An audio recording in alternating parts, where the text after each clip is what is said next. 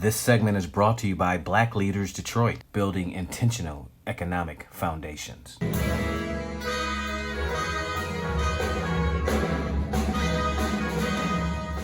So when the DIA contacted me, they contacted me to redo the Max Roach We Insist Freedom Now suite.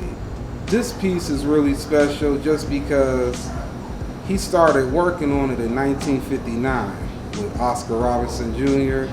And people always assume that the Black is Beautiful or the Black Power movement started in the 60s or 70s, but there were people doing it in the 50s, as you can see.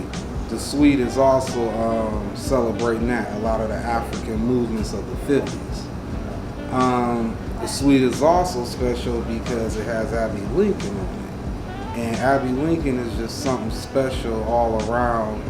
Is a vocalist for one because she's a jazz singer, of course, but her voice has that rich, soulful raspiness in it.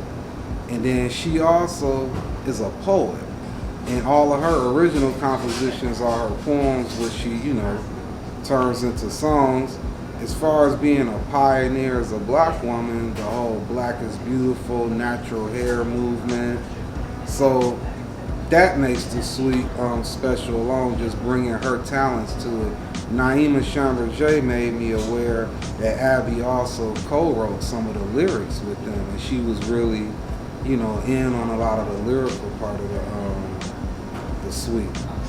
What I notice about Abby Lincoln, especially in the last 10 to 20 years, anybody that's really into African American culture or Black culture, they've come across her at one point, you know what I mean?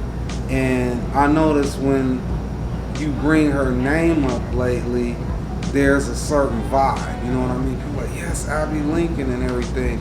I think more of us need to talk about her, you know what I mean? Even more and everything, especially with us talking about Afrofuturism and everything that's going on. You gotta talk about Abby Lincoln. That's what made this suite special though.